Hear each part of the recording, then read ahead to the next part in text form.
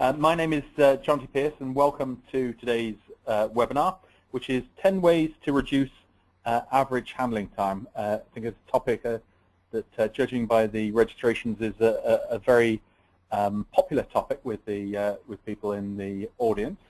Today's agenda, I'm delighted to be joined by two well-respected speakers.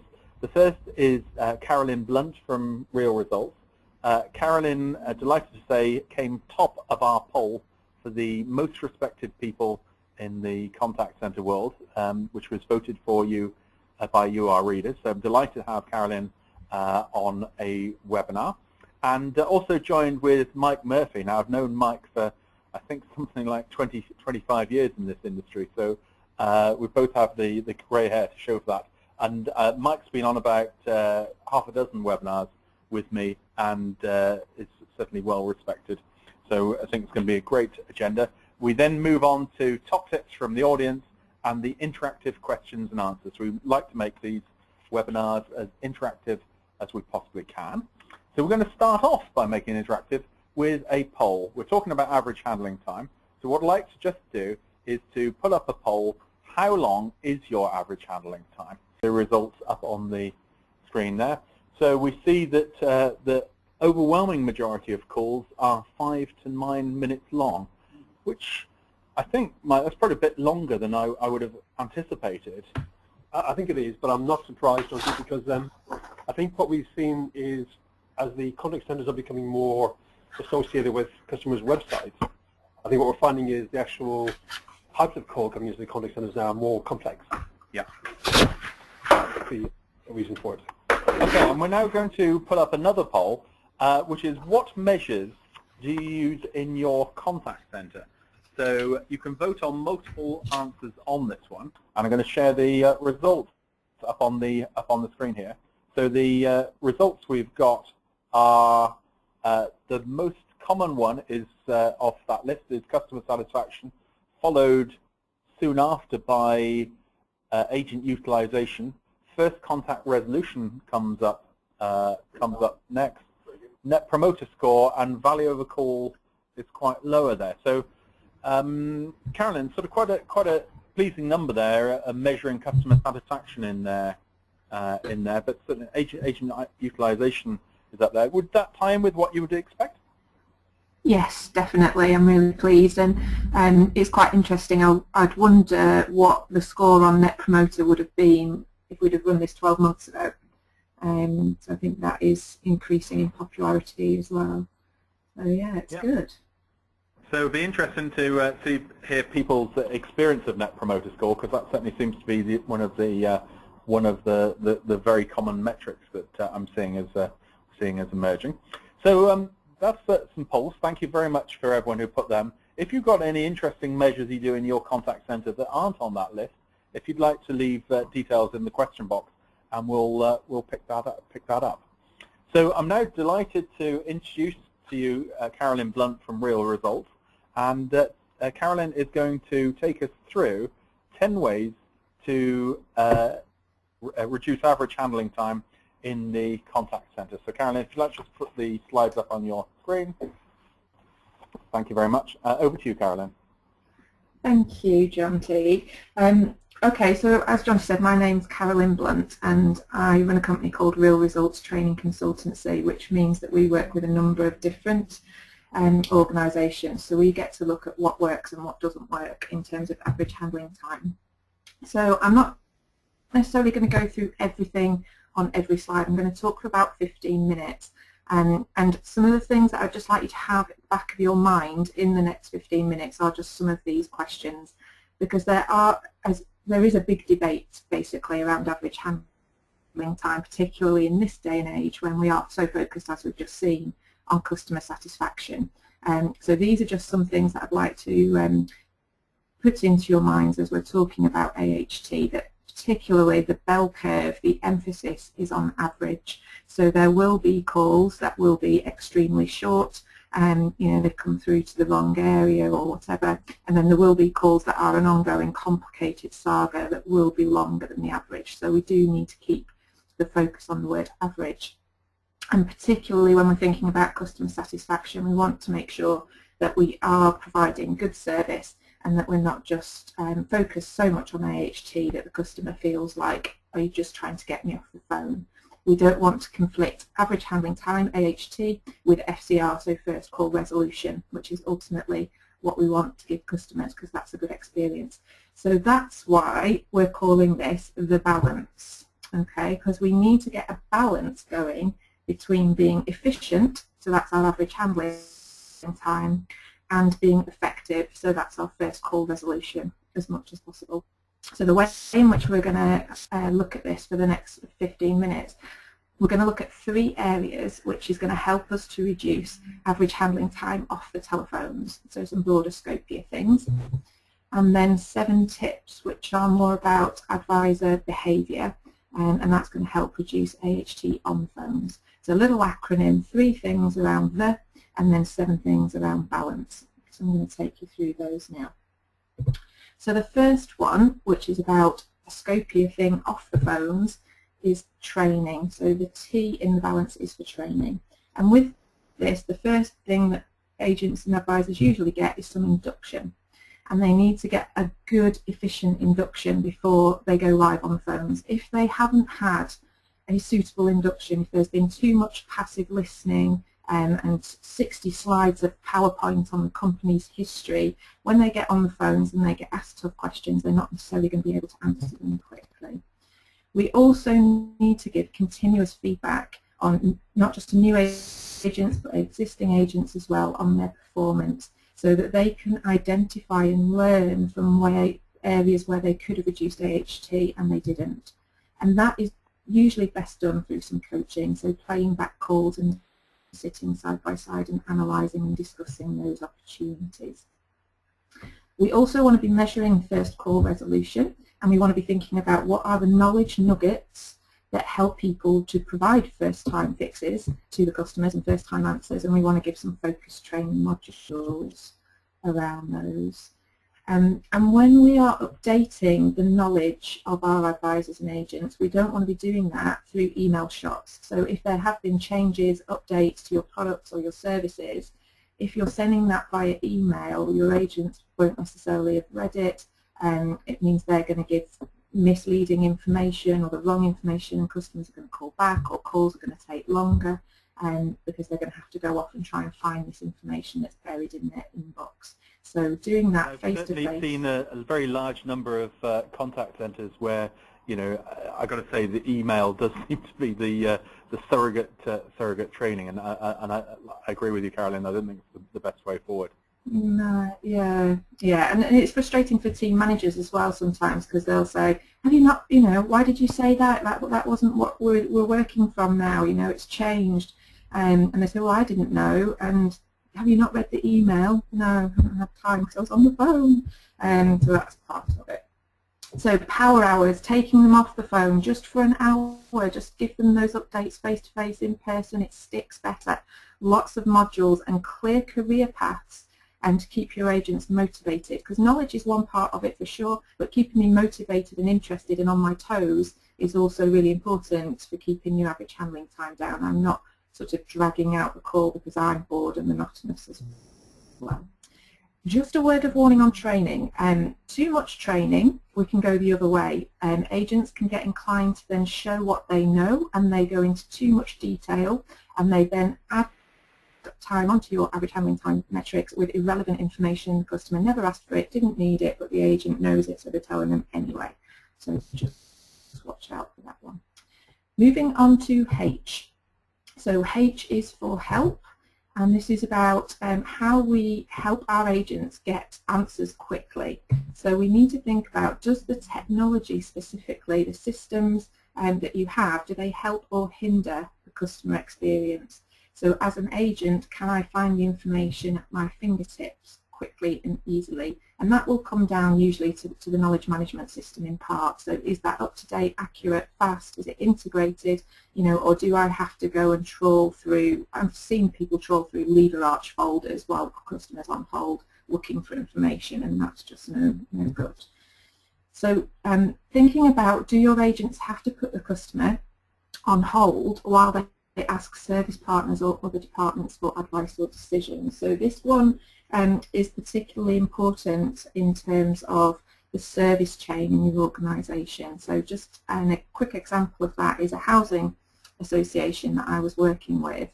I was working with the frontline call centre, and sometimes they needed to ask the housing officers about a particular tenant's case, and they couldn't always get through to them, or the housing officers weren't particularly receptive to the call centre calls, and that just all made everything longer and more drawn out and added to the HT. So culturally, in terms of help, we need to be really joined up and working as a team with the call centre. And basically keeping coaches and TMs on hand, our team managers on hand, to answer queries really quickly. So that's good for the support on AHT for the agents.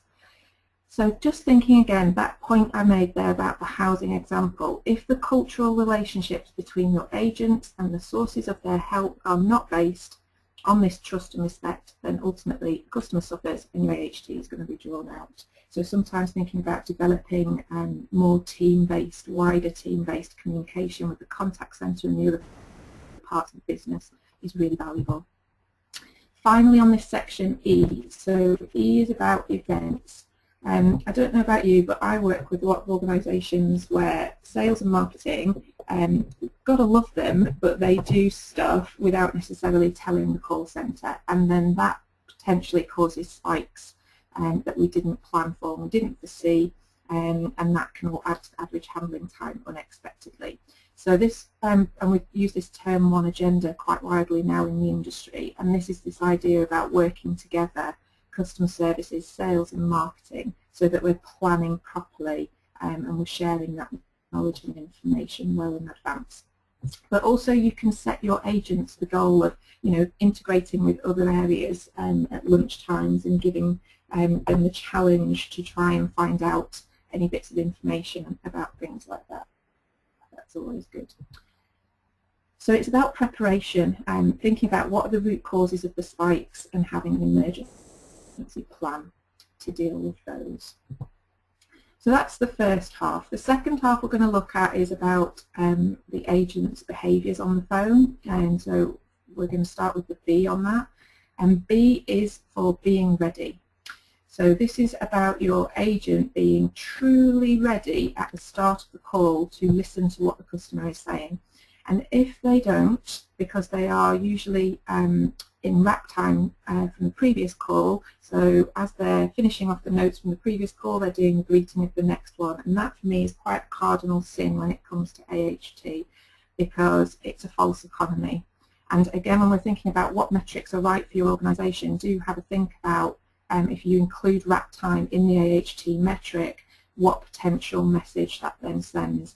Because if they are not focused, the first 10 seconds of every call, for me, are the most important if we're going to personalise and flex that customer's experience. And if I'm not focused on their mood, their tone of voice, and the first couple of bits of information they give me, which might often be their name and key things I need for rapport, I'm going to be on the back foot straight away. So I need to be realistic and think culturally what messages we're sending with that. So A is for active listening. So following on with that, as I've just said, first 10 seconds, really important. We've got to, if we're going to get to the goal of personalisation, I need to be thinking, who is this customer and what do they want? And I'll find a lot of that information in the first 10 seconds. I need to pay attention so that I'm not asking the customer, what was your name again? Or give me your postcode and or your account number, and actually they'd already done it. And I'm also then not as likely to jump to conclusions if I've listened properly, because if I'm not listening fully, I'll latch onto keywords and I'll make connections that aren't necessarily correct.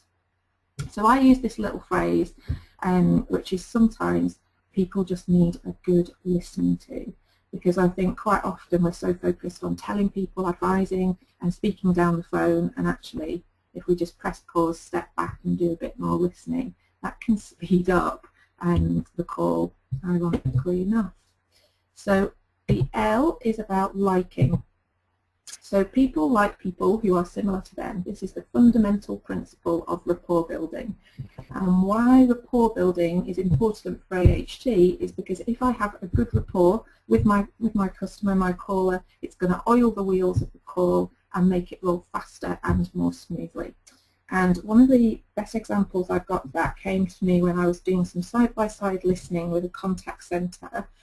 This particular advisor was speaking to a lady about her bill. And she said to the lady, have you got your account number there? It's in the top right-hand corner of your bill. And the lady said, oh dear, I can't see a thing without my glasses. Hang on a minute. And she clattered the phone down onto the table and she shuffled off and she took ages. And this poor advisor's average handling time score was obviously ticking up all along, and she was obviously feeling a little bit of pressure from that. And we sort of sat there awkwardly because she didn't know me, I didn't know her, I'm just a consultant who's doing some research.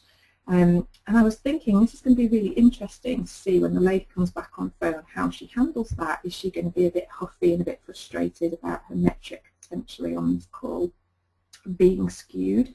And the little old lady came back on the phone and the advisor said to her, is that okay now? Have you got your glasses? And the lady said, oh yes, thank you dear, yes I have, I've got them now.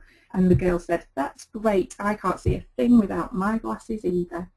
And they just had a little chuckle and then they moved on. And it was just lovely because I looked at the girl anyway and she didn't have glasses on, so she was a bit of a liar. But it worked beautifully in terms of showing people like people who are similar to them. She could have kind of huffed and puffed and gone, right, let's crack on, but she didn't. And it just made the whole call just pleasant, smooth, quicker. There wasn't any friction arising. So show like mine. Rapport building when we get busy is one of those things that often sort of tends to be pushed away.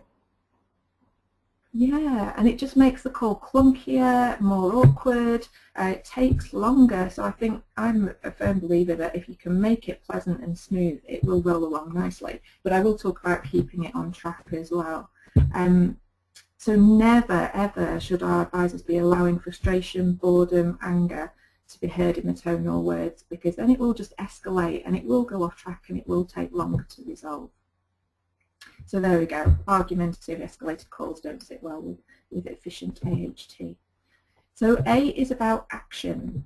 So this is about the idea that obviously straightforward calls will be easier to keep in line with your average handling time metrics. The challenge really comes with unusual, complicated or complaint sagas that are ongoing and there's loads of notes and they have to put them on hold while they read through 6 other entries in the call log. And that just all takes time. So we need to think about at what point do you want your frontline team to potentially hand over to specialist teams. Are you using the technology, which I'm sure Mike will talk about, to identify things that are escalations and that are ongoing sagas? And how empowered is your frontline to make the decisions, to take the action, or do they have to keep putting them on hold and getting permission from supervisors and team managers? Because that again will all add to the AHT. So following this fundamental principle really, when we say we will do it, we will do it, is really important just to think about how much decision making is devolved down to your front line to allow first call resolution to actually happen. The end that I'm just going to cover now is about what comes next in the call at the end. So as we're getting closer to the end of the call, we need the advisor to be summarising, clarifying and spelling out what happens next to avoid repeat call volume, but also to avoid lots of questions and confusion, which again all take longer to serve. So we need our advisors to be sounding confident and in control. So when they're telling the customer, look, you know, I'm arranging for courier, they're going to come and pick up the goods or whatever it might be, and they need to sound confident about that. If they start saying, well, they should turn up at such and such a day, but your guess is as good as mine, then obviously that opens up a whole can of worms and again takes longer. And this kind of links back to the slide we were looking at H. H is for help. Because if I'm not confident in my service partners, because culturally we have a little bit of a a sticky relationship at times, then again that potentially affects this one. Thinking about the C, this is for controlling the call. So I did mention before about, we do have to get rapport, but we also need to keep it on track. So I use this little analogy when I'm training advisors, which is, where is the train going? So thinking about the call going off on a tangent when actually we need to keep it on track. And that is a fine art, especially in Britain, I think, where we like to be extremely polite and we don't like to interrupt people. And we find it quite awkward and difficult sometimes to bring people back on track. And also this idea of, well, what's in it for me as your advisor or agent to stick to average handling time? Because one of the perks of my job that I might enjoy is having a bit of banter with some customers and dragging out the jolly at times. We might be talking about our summer holidays and what a lovely topic of conversation. So we do need to think about incentivising and coaching and rewarding our agents who do bring callers back on track nicely, using that as examples to help train others, so that we do get the balance right between building rapport but making our calls efficient. So the way in which we can do that is to practice and share what I call stock phrases. So it's things that you have in your back pocket and you make a list of them and you share them in training courses or power hours and say, look, if you're really stuck, these are some fail-safe kind of ideas about what you can use.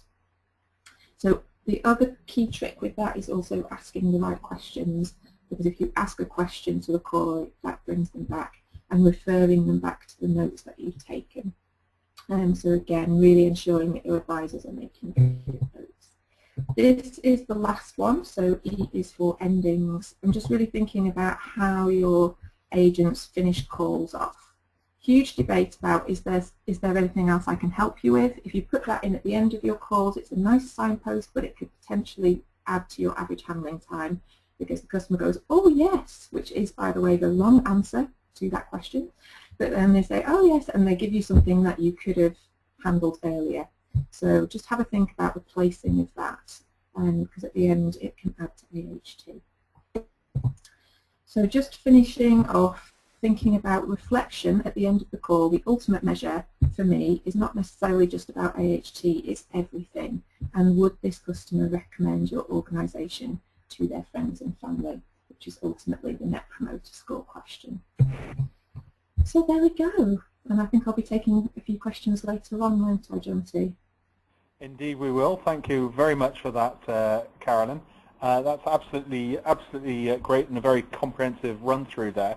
Just going to pull up a quick poll now, which is, what are the blockers to lowering average handling time for you? And please select any that apply here. Is it talkative customers? We talked about controlling the call. Is it agent training? Is it problems with slow systems or having to log into different systems? Is it escalations and transfers, getting information, for instance, from other departments or other teams? Or is it sort of combinations of different call types? So if you'd like to put your answers up in there, it's going to be quite interesting to see which one comes up top on that. Mike, any thoughts from you? Yeah, sort of escalations and transfers. I'm kind of interested to see what scores that scores. Okay, that'll be interesting. Like slow systems. Yeah, I think certainly slow systems.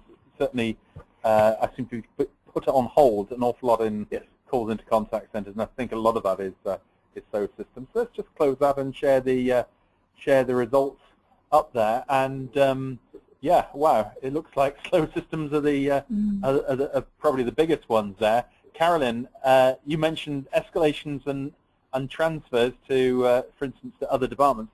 That seems to be quite a big one there.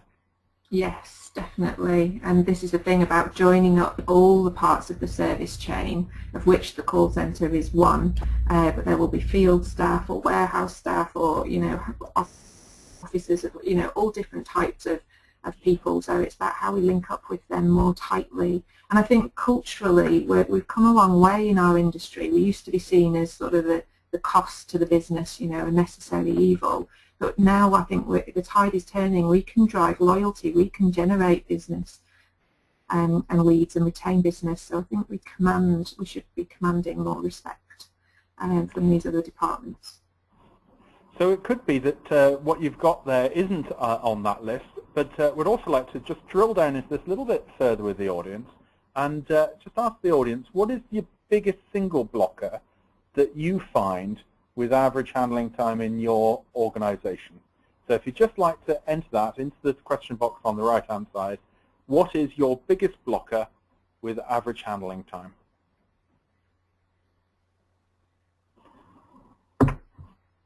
So we've got some of the first results coming through. Carlos has said it's to do with FSA compliance. There's scripts which agents have to follow, which is their biggest impact. Nicola has said agent buy-in. Anthony is talkative staff. Eddie has said agent empowerment. Lisa has said complex calls. That's coming through so quickly I can't read them quick enough. Sorry. Getting information for other teams. So we have to put customers on hold, says Victoria. Sharon has said, I think, trying to agree with scripts is one. Complex issues. Complicated marketing material that needs to be explained, says Andrew. Rebecca said agent confidence with new product knowledge, and I guess if the new product knowledge is coming out by email, could be a difficulty there. Trying to contact different departments, that seems to be quite a familiar one. With James says where agents are unfamiliar with products. Abdullah said customer understanding. So I guess that's one that Carolyn is sort of the call center almost picking up for, I guess, inadequacies in the marketing offering there.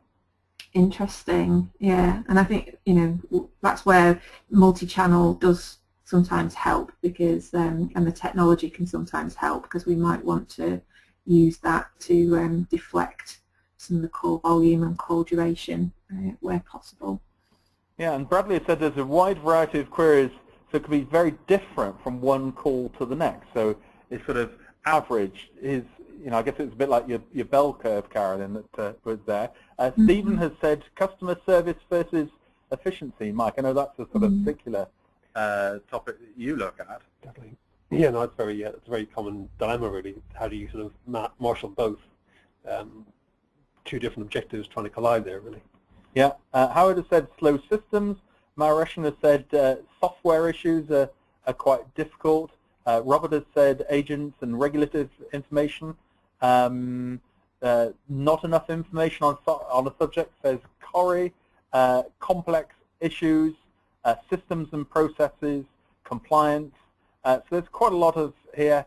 Senek has said the customer who does not know what he or she needs exactly, which means they keep the agent on the phone sometimes without doing anything else, and it tends to steal time. Nathan has said second line support, and Wendy has said waiting for the other party to come onto the phone. So I guess that may be the story of the old lady going off to find their glasses, but also for other reasons as well. An interesting one, just going to wrap up on this section. Lynn has said customers choosing the wrong options on our IVR system. Yes. So I saw that. That's really interesting, and I don't know obviously what Linda's business is, but it would lead us to think about what else we might be able to do with the IVR in that case, because there was a similar example with white goods, and people saying press 1 if your appliance is in warranty, press 2 if it's out of warranty. Well, that's pretty straightforward, but they were getting it wrong, and it's because they didn't always know what their warranty.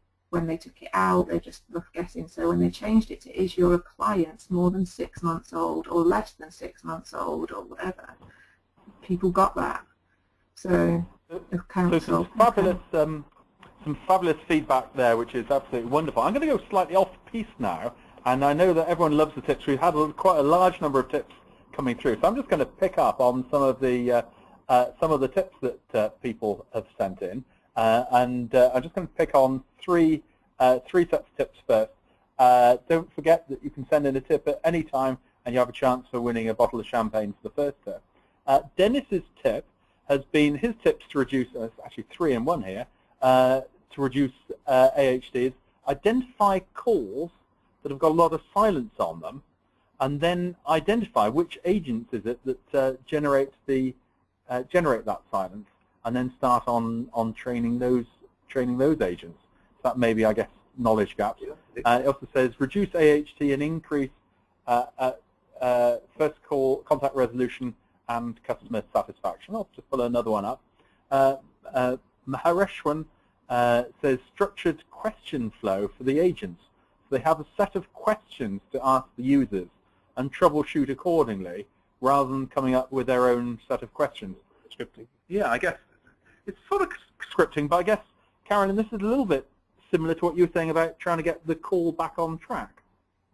Yes, and I think having a framework is where we're sort of headed, as opposed to necessarily scripting unless we're heavily regulated. But yeah, giving them just some kind of back just a list of stuff in their back pocket that they can use quickly, repeatedly. Like a signpost. So, and then the last step of this section, and then we'll pick them back up later, is Jason said average handling time should include the after-call work element of the call. One of the biggest wins I've found is to eliminate all after-call work and encourage all data handling within the call itself. This, we found on average, saved 15 seconds per call per agent. It's tough. It needs training to change culture and habit, but actually improves the quality of the call as it forces the agent to take ultimate care with the client's details and agree all actions whilst the customer is on the line. All that to say, remove after-call work. That's an interesting point. I guess it's not necessarily removing it, but actually build it into the call. Yeah. I particularly like that one. I think I do too. I think that's a quite nice one. Right, we're going to dive back onto the agenda.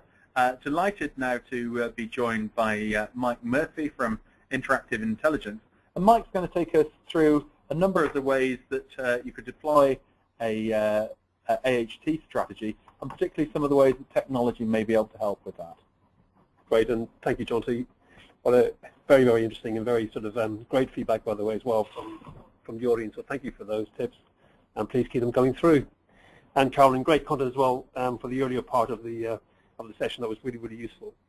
So I'm going to take a look really at average handle time reduction, kind of in the context of the technology side of things. So how can we go about helping you deliver this kind of improvement into the contact center?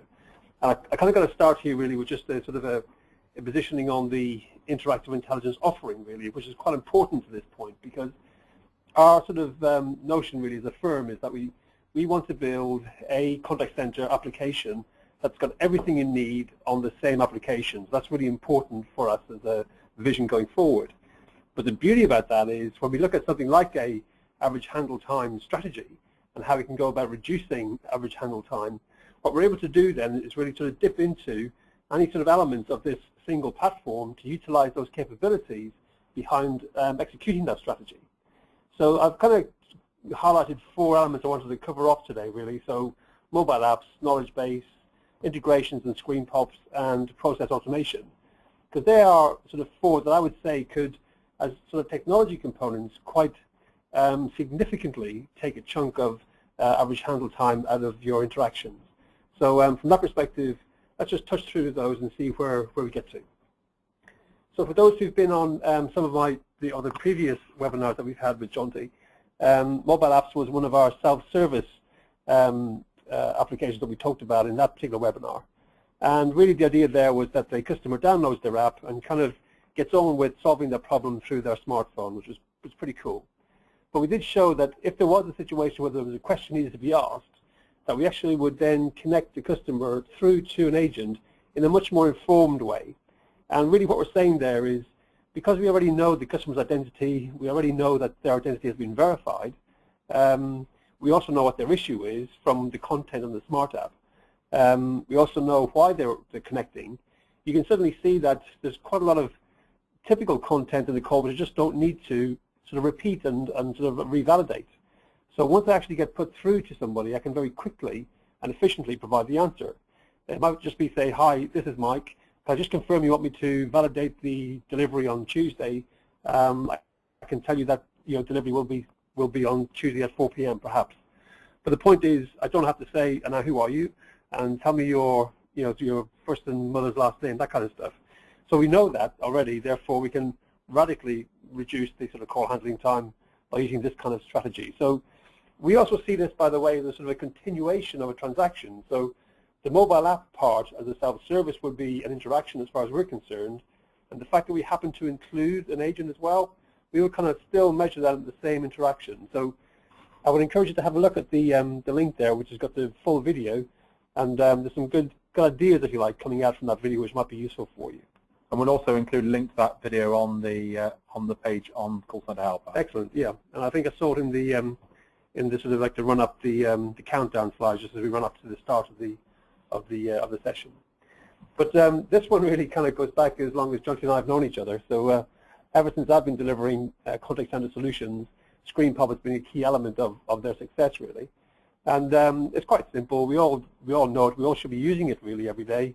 We recognize CLIs from calls or email addresses or chat logons, or we've asked customers some questions in IVR.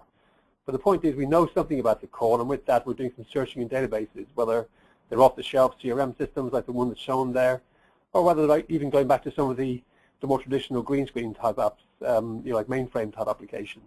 But the point is we know something, we're asking a question of our database, and with that then we can be pretty smart and sort of populate a relevant script or POP, if you will, to the agent.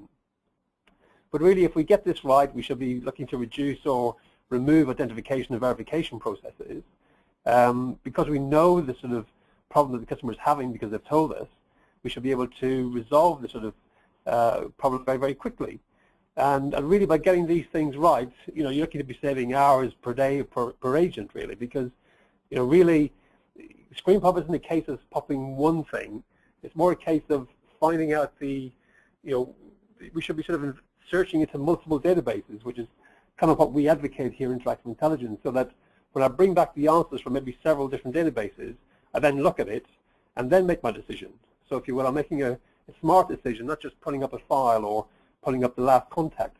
It's more a case of what else do I know about this customer in my logistics application, or my CRM application, or my order management application. So from that perspective, these POPs should be smart. It's not just a case of pulling up somebody's name. It's kind of gone much further than that, really.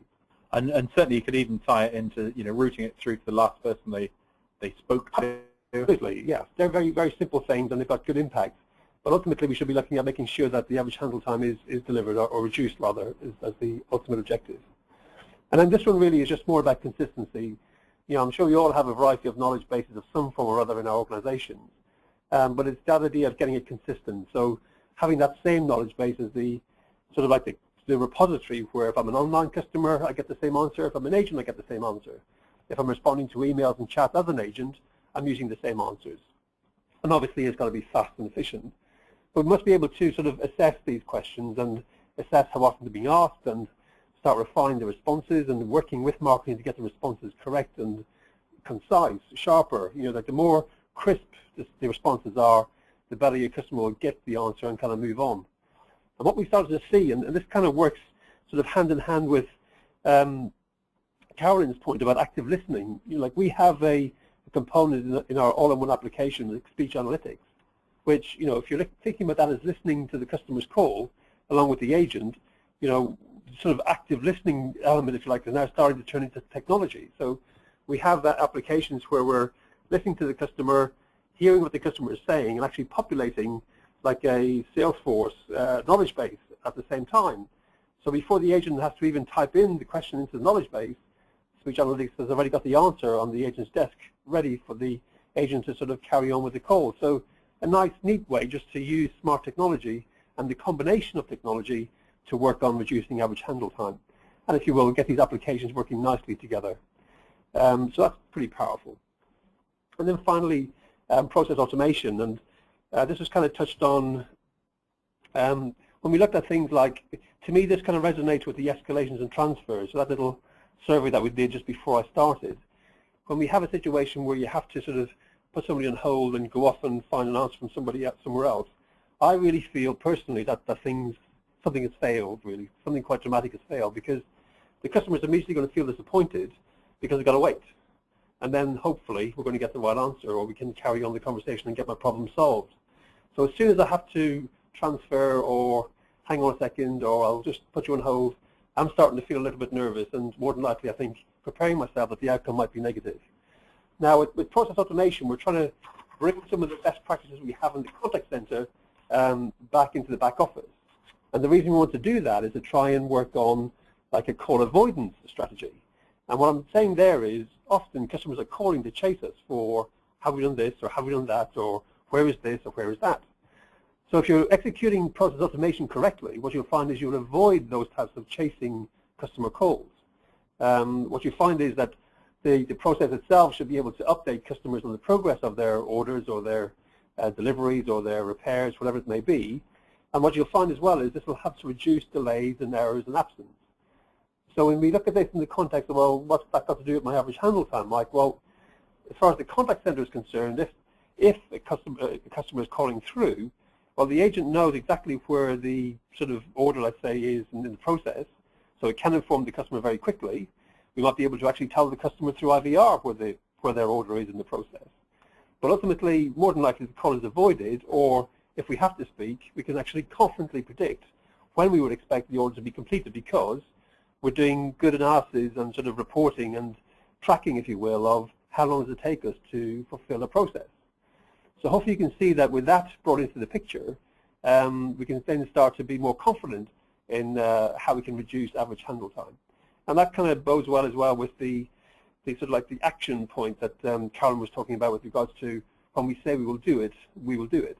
And from that perspective, those kind of, you can see where they dovetail together and help deliver what the customer is expecting. So really then just summarizing, we talked about the four elements that I've highlighted, but don't feel that's all that's involved, if you like, in reducing average handle time. I mean, the workforce management, unified communications. I showed you the example, I told you the example, if you like, of the real-time speech analytics assistance, but also homeworking just to help with spikes, for example. All these elements of the same application, when working together, can help to maintain and reduce those average handle sort of interaction times. So that's all from me from now, and I look forward to your questions. And over to you, Jonty. Thank you. Okay, thank you very much for that, Mike. Certainly some great areas there where technology also has a point to play overall. So just going on to the section now where it's your turn to get involved, a chance for you to send in your tips.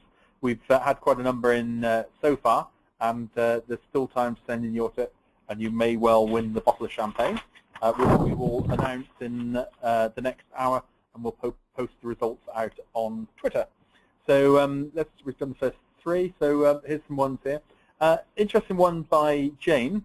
Ensure agents are listening to their own calls so they identify where they can reduce some of their time. So that's quite a nice one in being able to do things like self-management. Yep. And I guess very similar to this is groups of staff to work together in teams to buddy each other through the call. So Carolyn, I know you're a great proponent on self-management in the contact center. You got anything to add to that? Yeah, I think that's a really good idea, as long as we are quality controlling the buddy system as well, because this is otherwise how bad habits can spread. But yeah, it's a good principle. Okay, great. Robert said include regulation information, I guess that's the regulated statements, within the IVR rather than the agents continuously reading and confirming information from scripts or training updates. Certainly one of the techniques I've seen in recent call centers, for regulatory scripts, they're actually training their agents in reading poetry to at least make the script sound interesting and get the right intonation into it, telling stories so that rather than saying, your call is being recorded for regulatory, it sounds interesting. Rebecca says invest in your staff technical knowledge rather than rushing them through a short induction. Invest in educating staff over a period of time, teaching them background information. This should remove the needs for referrals to team leaders and help the staff members take ownership of their own customer needs. So I guess training is certainly quite a key thing overall. And mirror the CRM system with perfect call flows. so that one question leads into another. I guess you mentioned that briefly. Gathers all the information on the call, and we can reduce repeat callbacks to secure further information and a better client experience all round. So I guess that's sort of combination of controlling the call and also letting the technology help. Yeah, and a bit of process automation, I think, as well in there too, just like structuring the overall call. Okay. Create a good opening question to have control of the conversation directly from the start. An example could be, "Good day, my name is, did you call us before?" Either the call is answered yes or no, and you can take control over the call from start. Does this tie in with where your train is going, Carolyn? I'm hoping we're going to use the technology to get even smarter, so we don't even need to ask, "Did you call us before?" Because the technology is going to tell us, based on the number they're calling in from. But yeah, we do need to really think about the opening, because that is the person who asks the question controls the call. So as long as we're asking the right questions, we'll stay on track. Yeah. Yeah, and it's quite interesting, the mix between a yes/no, which is a closed question, rather than an open question. So I guess that's one of the big debates that rages. Yeah, versus how can I help you, which could go on for quite a long time. Joanna says, straight to the point, emails and notes organized by alphabetical order. And that's quite interesting, because I've seen loads of help screens that just put on by, I don't know, when they started, rather than trying to build it alphabetically. So it's quite a nice one, that one. Stay positive and smile on the phone. Cut down the aggressive attitude if it's an objection. So, yeah, certainly, Carolyn, you mentioned about the tone of the call, which I think ties in very nicely. An interesting one, Carolyn. During the recruitment process, identify candidates who naturally speak, ask questions, and give the answer concisely.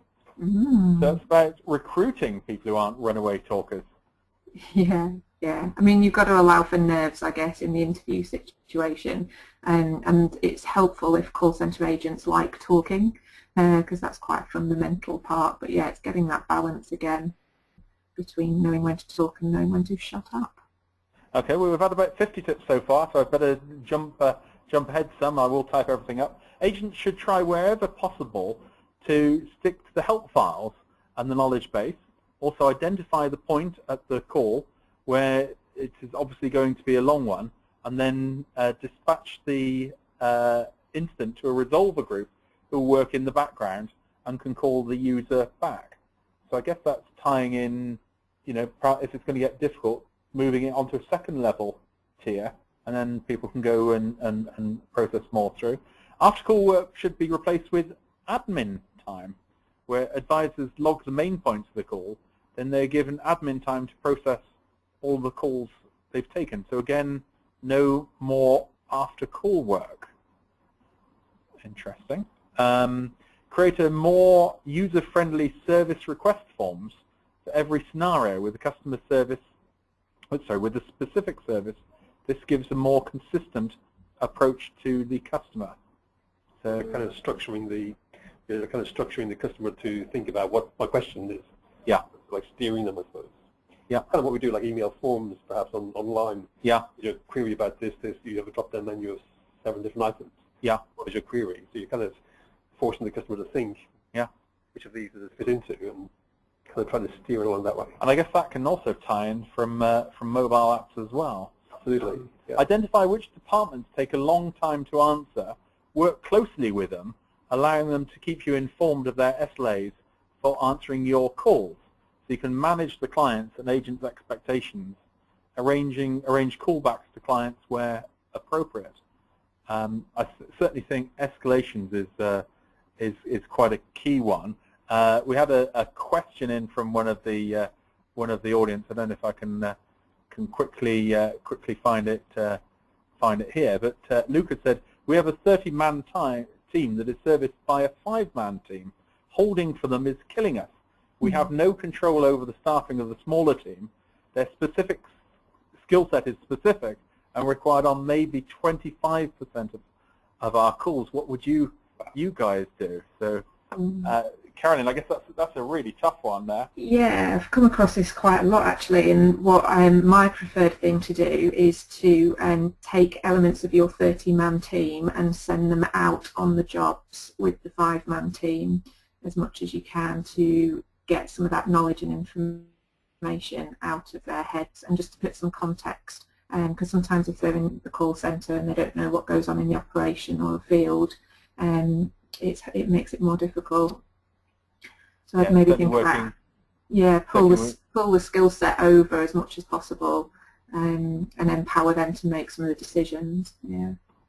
So Harpreet has said that here's a tip: having a start, middle, and a finish, and summarise, which I guess is very similar to your call flow again, Carolyn. There, skills-based routing. Where have we got it? Route the call based on specialism to the agent that is most qualified to handle that call. Sit agents with high average handling time with agents that have low average handling time to listen and gain tips and shared ideas. Is that something you've tried, Carolyn? Yes, but again, personal style comes into it, and you can never change personality. So you'll always have some people who are a little bit verbose, and the 9 words will do, for them. When so then you'll also find that sometimes the low AHT, actually I don't want them to do that because they're really rubbish at rapport building, potentially, as an example. So the customer says something and it just blows like tumbleweed, and they move on to the next thing. So it's getting the balance, isn't it? But I like the idea. I would think more about putting your people who are taking too long with your star performers who you feel are getting it right, so I wouldn't just pick them on the low AHT metric. Okay, so better supervisor real-time monitoring to assist agents, says Eamon. Yep. Focus on talk time. It's the best indicator for measuring the actual time with the customer. Recruitment interviews conducted over the phone instead of face-to-face interviews. This will highlight the capability of the potential agent. I think certainly phone time is really important. Jared said a quick point on Net Promoter Scores. Great that more are using it, but it needs to be handled with care.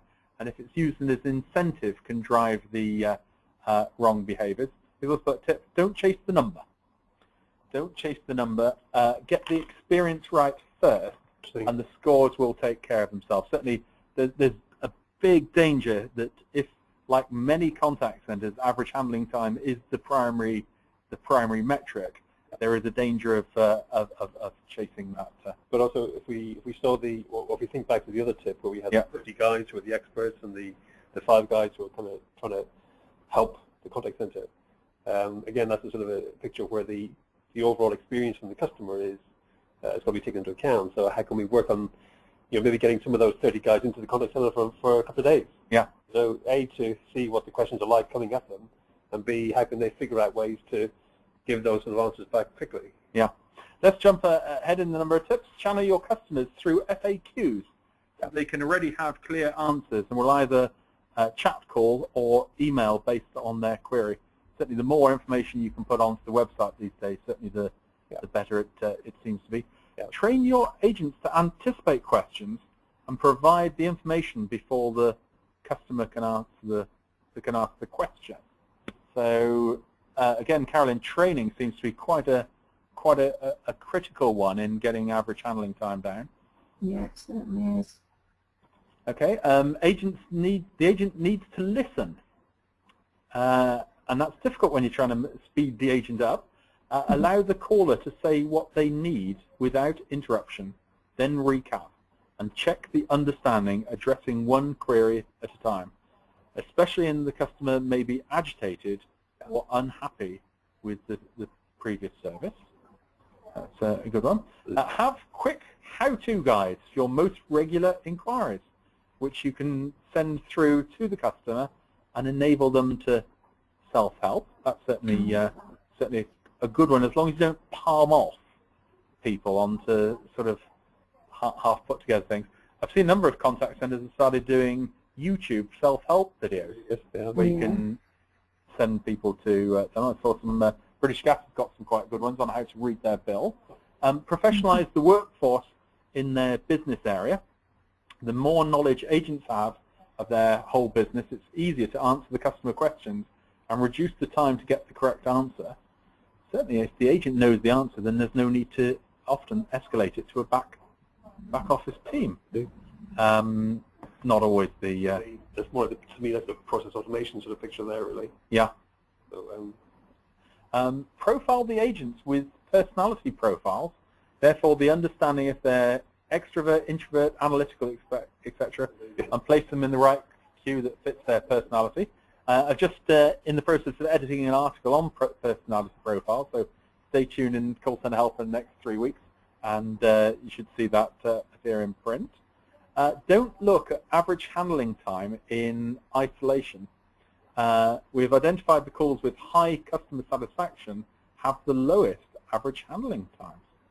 Wow, that's interesting. That wouldn't necessarily be instinctive. Average handling time can be a blind metric for agents to try and improve. They can't isolate how to improve their times, and they sometimes don't want to shorten the calls because they care for the customer, which is something I guess you really want. However, providing specific behaviors to improve customer satisfaction can reduce your handling time because the two are linked, and agents are more happy to be accountable for the satisfaction. So some quite interesting comments there. Just going to pick a couple of questions before we have to break up. Emma has said, how do you suggest we update training? This is a challenge of mine, and we're typically using email, and we know it's not effective, but we don't have the opportunity to get consultants off the phone for training. And I guess it's very similar to Nicola finding we often have agents who don't read emails. Has anyone got any suggestions on how to improve that? So, Carolyn, I'm going to shoot this across to you. Any ideas of how to get over the improving the training and getting off the email as the way of doing it? Yeah, there's a little quote that I would love to claim ownership for, but it was written in 450 BC, and I'm not quite that old yet. And it's Confucius, and it's tell me and I forget, show me and I may remember, involve me and I will understand. So however you are communicating this information, we want to go for involvement. When we use email, we're basically telling, and it's either not read at all or it's read and it's quickly forgotten. So we need to think about making things visual, making things memorable. I know it's difficult to release people off the phone. It's one of the biggest blockers that I come across in terms of doing training delivery. But just try to get a bit creative with that. Usually there will be some white space between calls where they could just get together, and it could be self-led, self-facilitated around a briefing that you've given them to do. Create mnemonics, create visual laminated handouts to have on their desk, create themes, and just try and bring the information to life. I think sometimes there is just so much information being cascaded. It's like a snowball rolling down a hill, and it just gets bigger and bigger and wordier, and nobody can see the wood for the trees.